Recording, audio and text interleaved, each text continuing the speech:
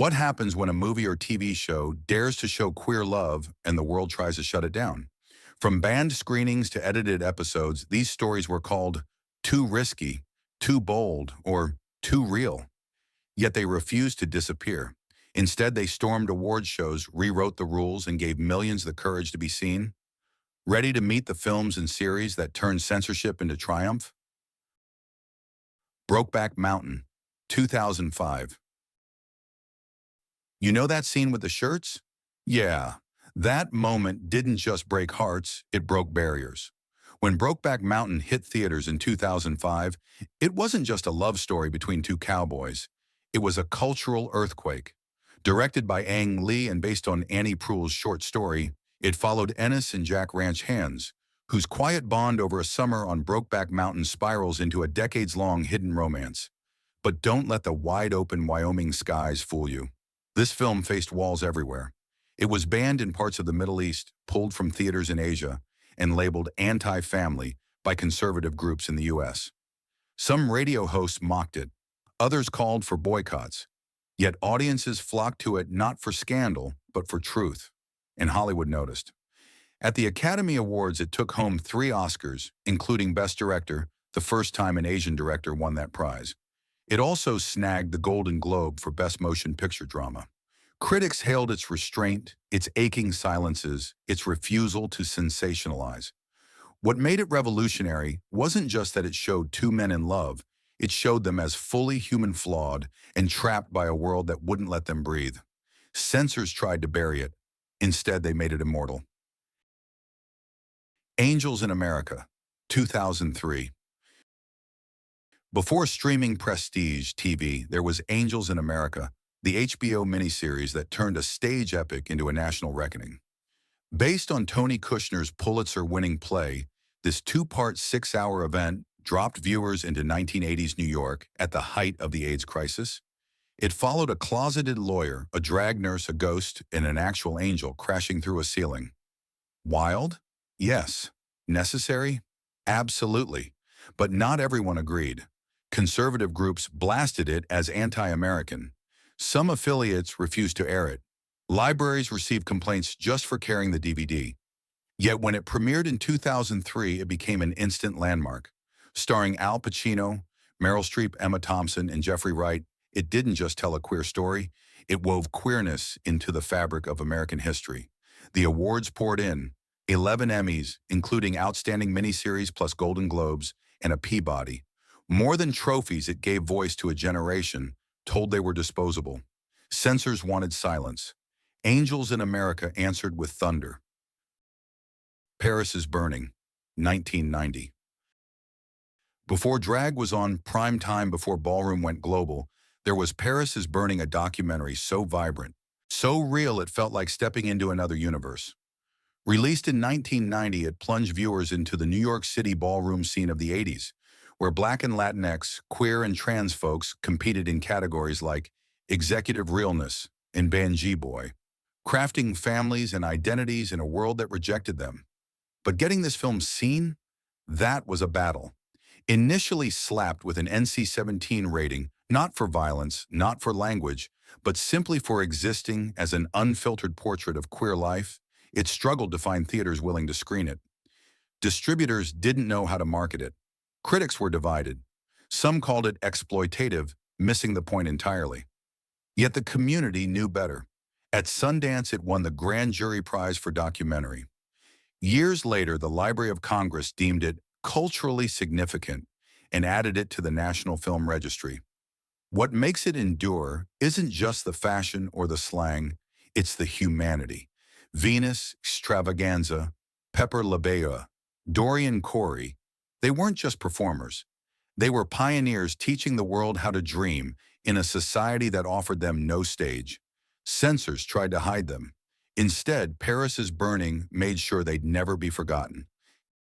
Cabaret, 1972. Berlin, 1931. The party's still going, but the storm is coming. Cabaret, the 1972 film adaptation of the Broadway musical, dropped audiences into a world of jazz sequins and simmering dread, all seen through the eyes of American writer Cliff and British performer Sally Bowles. But the real heartbeat of the film?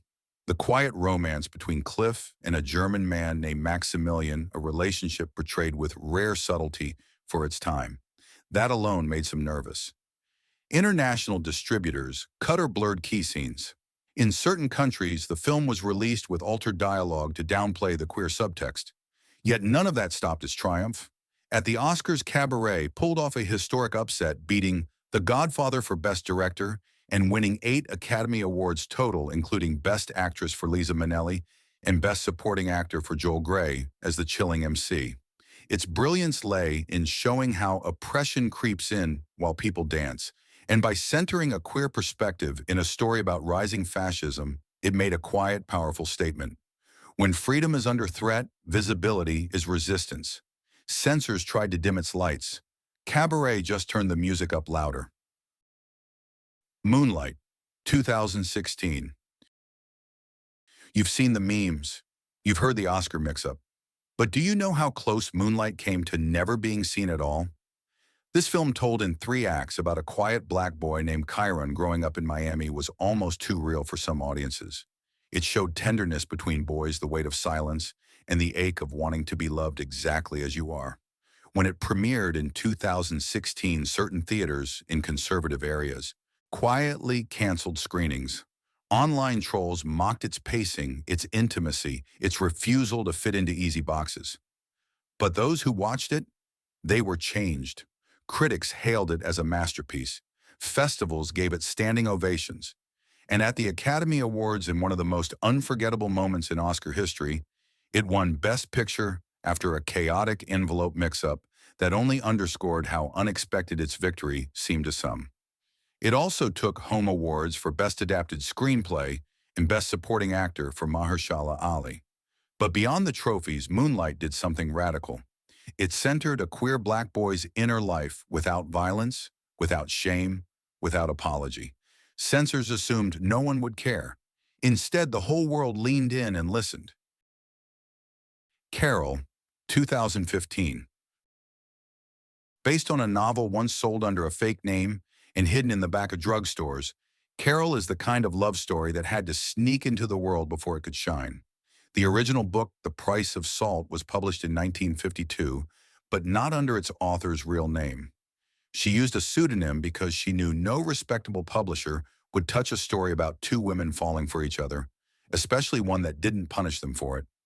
Fast forward to 2015, and director Todd Haynes turned it into a lush, restrained masterpiece starring Cate Blanchett and Rooney Mara as Carol and Therese, 2 women whose glances speak louder than words. But even then, the film faced resistance. It was edited or banned in several countries. Some theaters refused to show it. Critics called it too slow, missing the point entirely.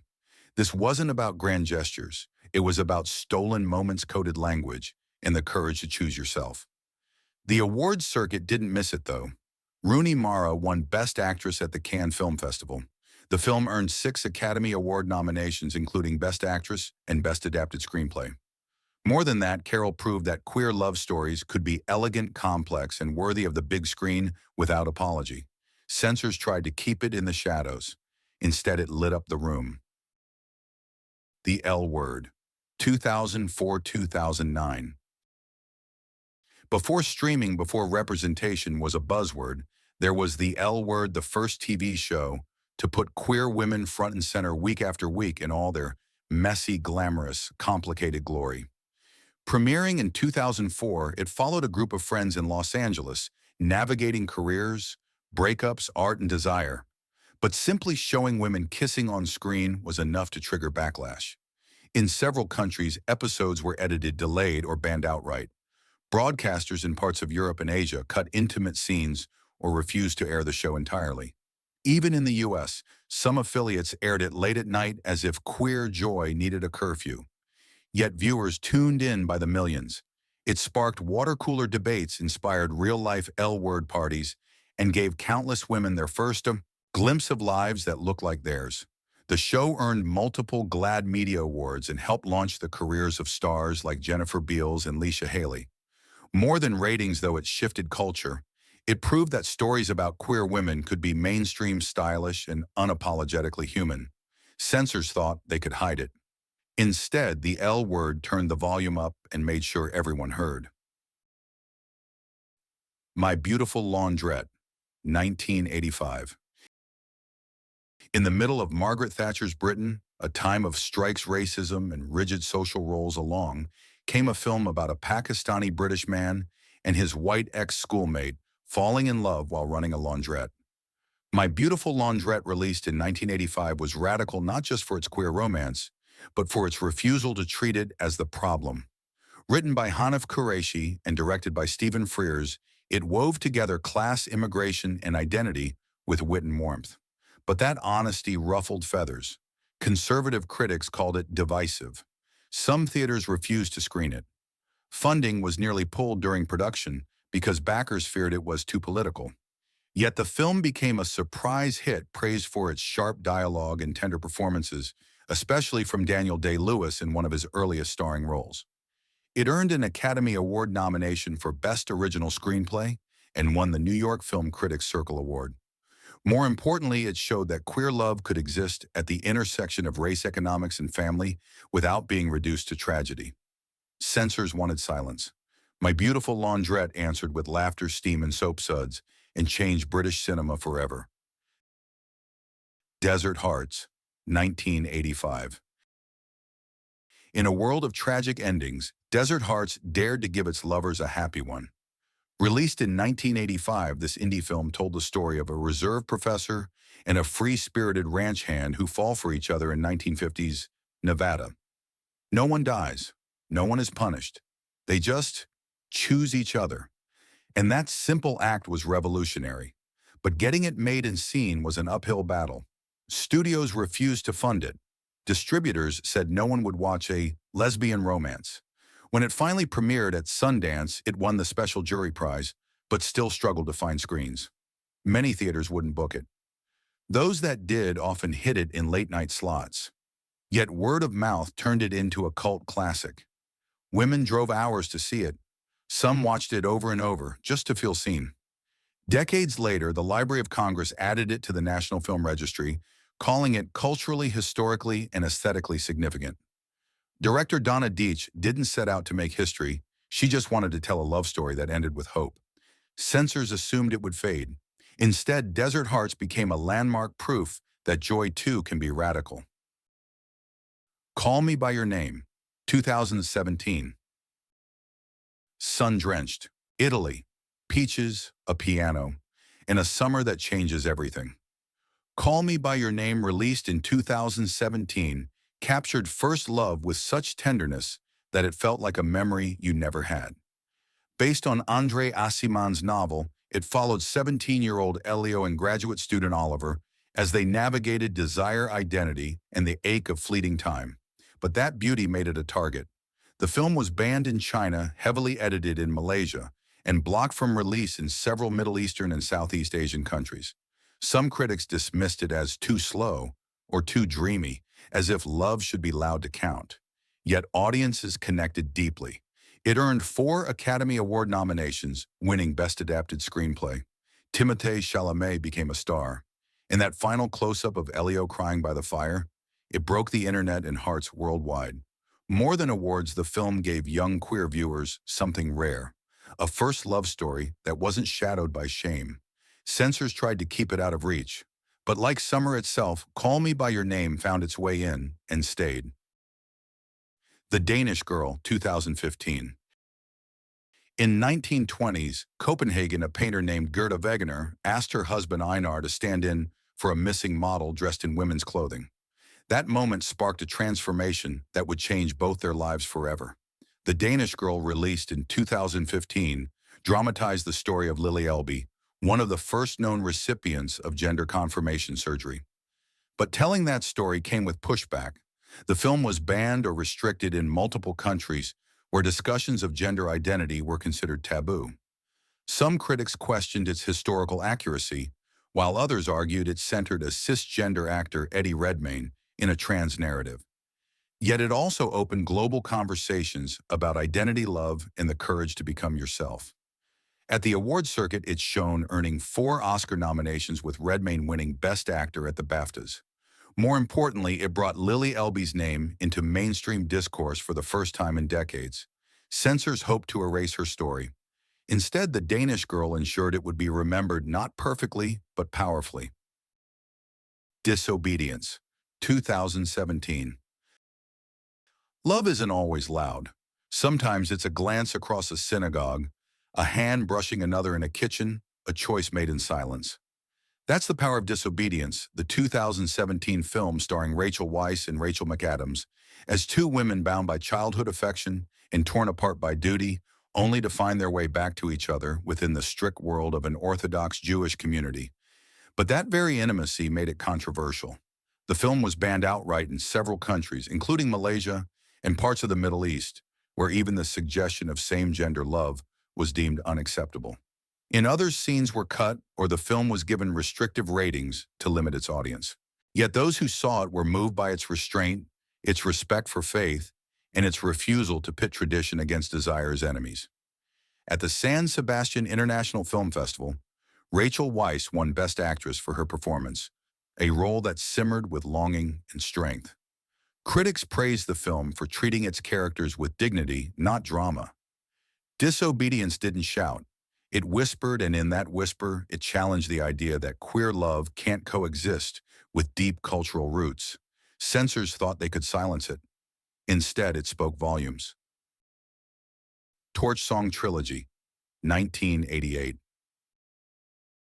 Before there were rainbow emojis, there was Arnold Beckoff, a drag performer with a heart of gold, a sharp tongue, and a dream of family. Originally a stage play written and performed by Harvey Fierstein, the 1988 film adaptation brought Arnold's story to the big screen with raw honesty and big heart. It followed his journey through love loss and the fight to adopt a gay teen in a world that saw him as less than. But Hollywood wasn't ready. Studios hesitated. Critics called it too theatrical or too emotional. Some theaters refused to book it, fearing backlash. Yet audiences connected deeply, especially queer viewers who'd never seen a lead character like Arnold. Proud, flawed, and fiercely loving. The film earned Fierstein a Golden Globe nomination and became a cult classic. More than that, it proved that a drag queen could be the hero of his own story. Censors wanted to shrink Arnold down, but the film gave him a spotlight and told the world to pay attention. Maurice, 1987. Here's a film so ahead of its time, its source novel was hidden for 50 years. Maurice, released in 1987 and directed by James Ivory, adapts E.M. Forster's secret love story about two men in Edwardian England who refuse to accept a tragic ending. At a time when most queer films ended in death or despair, Maurice offered something radical: hope. But that hope came under fire. The film was restricted in several countries. Some critics dismissed it as old-fashioned or unrealistic, as if happiness wasn't a valid ending for queer characters. Yet its quiet power resonated. It won the Silver Lion at the Venice Film Festival and earned 3 Academy Award nominations for its lush costume sets and score. More importantly, it gave viewers a rare vision: two men walking into the mist together, free. Censors assumed no one would care about a period piece with a happy queer ending. Maurice proved them wrong and paved the way for every love story that dares to imagine joy. Philadelphia, 1993. When Philadelphia hit theaters in 1993, it wasn't just a movie, it was a message. Starring Tom Hanks as a gay lawyer fired after his firm discovers he has AIDS, and Denzel Washington as the homophobic lawyer who takes his case, it was one of the first mainstream Hollywood films to center a queer character with dignity during the height of the AIDS crisis. But that honesty sparked fear. Some theaters refused to screen it. Talk shows debated whether it was too political, yet audiences showed up in droves. Hanks won the Academy Award for Best Actor, his first Oscar, for a performance that humanized a community often reduced to statistics. The film also won Best Original Song for Bruce Springsteen's Streets of Philadelphia. More than awards, it changed conversations in living rooms across America. Censors worried it would promote queerness. Instead, it promoted empathy and proved that mainstream cinema could carry a moral conscience. The Handmaiden, 2016. From the mind of Park Chan-wook comes The Handmaiden, a twisty, sensual thriller set in 1930s Korea under Japanese rule, where nothing is as it seems, especially love. On the surface, it's a con artist's scheme, but at its heart, it's a passionate, complex romance between two women who find freedom in each other. But that intimacy made it a target. The film was heavily edited or banned in several countries for its queer storyline and intense imagery. Even in South Korea, it faced scrutiny. Yet critics worldwide hailed it as a masterpiece. It won Best Screenplay at the Cannes Film Festival and swept the BAFTAs for Best Film Not in the English Language. Its lush visuals, intricate plot, and emotional depth redefined what queer cinema could be: global, thrilling, and unapologetically bold. Censors tried to cut its wings. The Handmaiden just flew higher. Portrait of a Lady on Fire, 2019. No music, no dialogue for long stretches. Just two women looking at each other and the world catching fire. Portrait of a Lady on Fire, released in 2019, is a French period drama about a painter hired to secretly sketch a woman destined for an arranged marriage. What unfolds is a slow-burning romance built on glances, silence, and shared creation. But its very existence challenged norms. Though celebrated in Europe, it faced distribution hurdles in more conservative regions. Some platforms downplayed its queer core in marketing, yet none of that dimmed its brilliance. It won Best Screenplay at Cannes and became a global art house sensation. Critics called it a feminist love story for the ages. More than that, it proved that queer desire doesn't need explanation, it just needs space to breathe. Censors assumed it would be niche. Instead, it became timeless. God's Own Country, 2017. Set on a windswept Yorkshire farm, God's Own Country is Britain's answer to Brokeback Mountain, but raw or quieter and soaked in mud and rain. It follows a lonely farmhand whose life changes when a Romanian migrant worker arrives. Their bond grows through shared labor, quiet gestures, and eventual tenderness. But that realism made it controversial. Some distributors hesitated, calling it too gritty for mainstream audiences. Yet critics adored it, dubbing it the British Brokeback and praising its authenticity. It won the Best Director award at Sundance and swept the British Independent Film Awards. Most importantly, it showed queer love as part of everyday life, not a spectacle, but a quiet truth. Censors thought rural queer stories didn't matter. God's Own Country proved they're essential. Weekend, 2011. Two guys meet at a club, they go home together, and over one weekend they talk, laugh, argue, and maybe fall in love. That's Weekend, a tiny-budget British film that became a quiet revolution. Released in 2011, it captured the intimacy, uncertainty, and joy of a fleeting queer connection with documentary-like realism. But its honesty made it a target. Some festivals rejected it. Distributors called it too small. Yet those who saw it were stunned by its emotional precision. It won awards at SXSW, the British Independent Film Awards, and was named one of the best films of the decade by The Guardian. More than that, it gave voice to the everyday magic of queer connection. No grand drama, just two people being real. Censors assumed no one would care about an ordinary weekend. Weekend proved that ordinary love can be extraordinary. Heartstopper, 2022 present. You might think a sweet, pastel-colored teen show couldn't possibly face censorship. Think again. Heartstopper, the Netflix series based on Alice Oseman's graphic novels, follows Charlie and Nick, two British schoolboys falling in love with all the butterflies, awkwardness, and joy of first romance. But its very existence as a joyful, healthy queer love story triggered backlash. The books have been banned in multiple U.S. school districts. The show has been blocked or restricted in parts of the UK and Middle East. Yet it became a global phenomenon, winning BAFTAs, inspiring fan art worldwide, and giving teens a rare vision of queer love without trauma. Its message? You deserve happiness exactly as you are. Censors tried to erase it from classrooms. Instead, Heartstopper filled hearts everywhere. These movies and shows survive bans, edits, and silence only to win Oscars, Emmys, BAFTAs, and most importantly, hearts. If one of them changed your life, tell us in the comments. Subscribe if you believe queer joy deserves a spotlight. Share this with someone who needs to see themselves on screen. And remember, every time they try to censor a story, they only prove how powerful it really is.